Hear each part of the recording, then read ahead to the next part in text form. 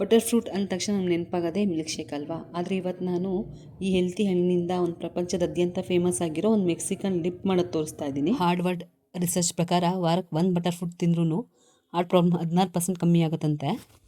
ಎಲ್ಲರಿಗೂ ನಮಸ್ಕಾರ, welcome to my channel 6 flavour kitchen. ಇದನ್ನು ಮಾಡೋದಕ್ಕೆ ನಾನು ಒಂದು ಬಟರ್ ಫ್ರೂಟು, ಒಂದು ಟೊಮ್ಯಾಟೊ, ಒಂದು ವೈಟ್ ಆನಿಯನ್ನು, ಒಂದು ಚಿಕ್ಕದ ಕ್ಯಾರೆಟು, ರುಚಿಗೆ ತಕ್ಕಷ್ಟು ಉಪ್ಪು ಮತ್ತು ಮೆಣಸು, ಒಂದು ಮಾವಿನ ಹಣ್ಣಲ್ಲಿ ಕಾಲು ಭಾಗ ಮಾತ್ರ ತೊಗೊಳ್ತಾ ಇದ್ದೀನಿ. ಒಂದು ಸಣ್ಣ ಬಟ್ಲಲ್ಲಿ ಅಂದರೆ 50 ಗ್ರಾಮಷ್ಟು ಕಲ್ಲಂಗಡಿಯ ವೈಟ್ ಭಾಗನ ಕಟ್ ಮಾಡಿರೋದನ್ನ ತೊಗೊಳ್ತಾ ಇದ್ದೀನಿ. ನಾವು ವೇಸ್ಟ್ ಅಂತ ಬಿಸಾಕೋ ಕಲ್ಲಂಗಡಿಯ ಬಿಳಿ ಭಾಗದಲ್ಲಿ L-ಸಿಟ್ರುಲೈನ್ ಅನ್ನೋ ಅಮೈನೋ ಆಸಿಡ್ ಇರುತ್ತೆ. ಒಂದು ಪೂರ ಮಾವಿನ ಹಣ್ಣು ತೊಗೊಳ್ತಾ ಇಲ್ಲ, ಒಂದು ಬಟರ್ ಫ್ರೂಟ್ಗೆ ನಾನು ಕಾಲು ಭಾಗದಷ್ಟು ಅಷ್ಟೇ ತೊಗೊಂಡಿದ್ದೀನಿ.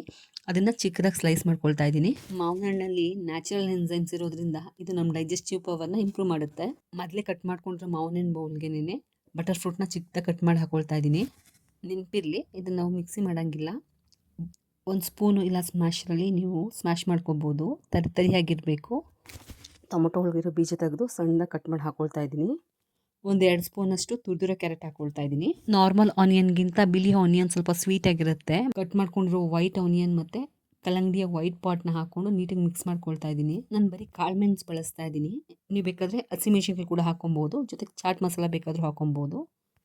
ಸ್ವಲ್ಪ ಉಪ್ಪು ಹಾಕೊಬೇಕಾಗತ್ತೆ ಟೇಸ್ಟ್ಗೋಸ್ಕರ. ಬಟರ್ ಫ್ರೂಟಲ್ಲಿ ಒಮೆಗಾ 3 ಗುಡ್ ಫ್ಯಾಟ್ ಜಾಸ್ತಿ ಇರುತ್ತೆ. ಅದರಿಂದಾಗಿ ಇದು LDL ಅಂದರೆ ಬ್ಯಾಡ್ ಕೊಲೆಸ್ಟ್ರಾಲ್ನ ಕಮ್ಮಿ ಮಾಡಿ ಗುಡ್ ಕೊಲೆಸ್ಟ್ರಾಲ್ನ ಜಾಸ್ತಿ ಮಾಡುತ್ತೆ. ಆದಷ್ಟು ಮಕ್ಕಳುಗಳಿಗೆ ನಾವು ಬ್ರೆಡ್ಗೆ ಮತ್ತು ಚಪಾತಿಗೆ ಜಾಮ್ನ ಸ್ಪ್ರೆಡ್ ಮಾಡಿಕೊಡೋ ಬದಲು ಈ ಚಟ್ನಿ ಸ್ಪ್ರೆಡ್ ಮಾಡಿಕೊಟ್ರೆ ಹಾರ್ಟ್ ಹೆಲ್ತ್ಗೂ ಒಳ್ಳೆಯದು, ಮೆಮೊರಿ ಪವರ್ ಇನ್ಕ್ರೀಸ್ ಆಗುತ್ತೆ.